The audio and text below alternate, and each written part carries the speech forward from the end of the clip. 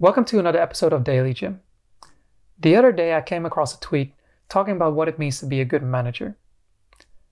In the tweet it said that a good manager is somebody who assists or helps his or her subordinates improving themselves and also improving their results over time. But that many people, many managers, especially beginning managers, mistake that with simply being a good listener in order to improve the motivation of the people that are working for them.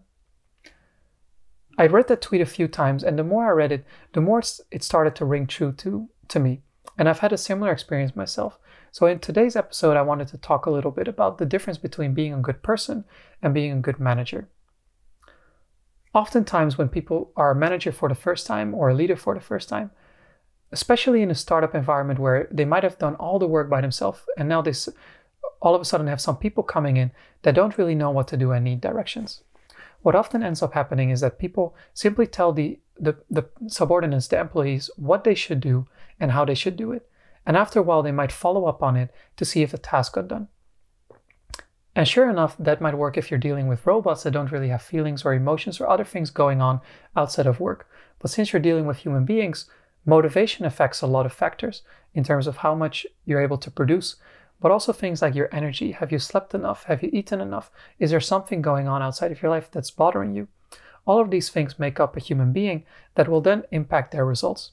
So even though you might have told the same two people about the same task, the same way, you follow up with them, their results are probably different. It also has to do with their skill set or their passions, which then brings me to a somewhat better manager, which very quickly those managers will realize that they're dealing with human beings, which means they also have to manage those kind of emotions or the relationships among people within the office. So what they then start doing is learning the art of listening. They will ask questions, they will sit down with people on an individual level, they will sit with groups, listen as much as possible, and try to implement whatever feedback they receive.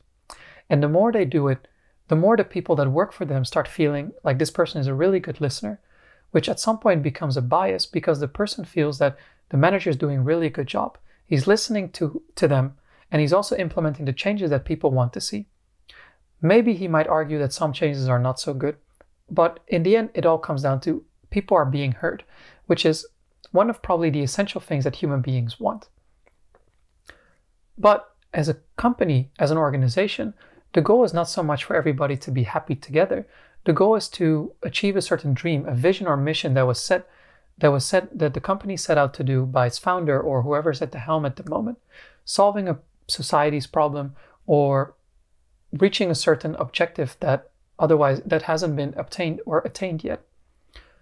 So when you think about it through that lens, what the manager really should be doing is making sure that everybody is producing at the highest level, at a level that continues to improve, so that we're able to realize that particular dream or vision or mission as soon as possible.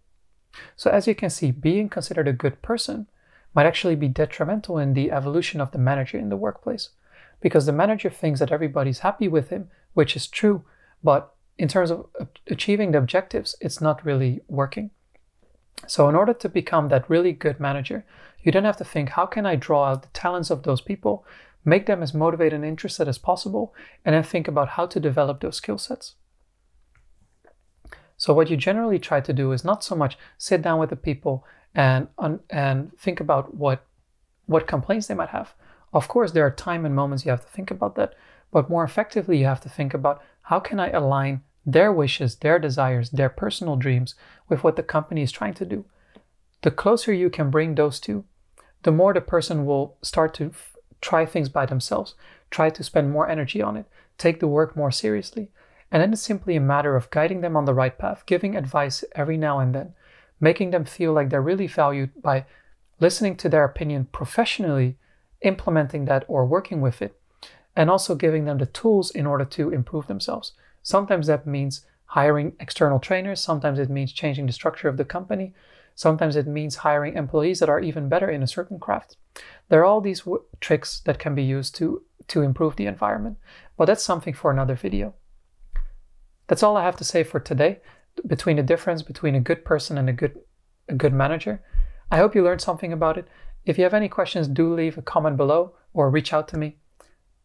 I'll be back with another episode tomorrow, so have a nice day today.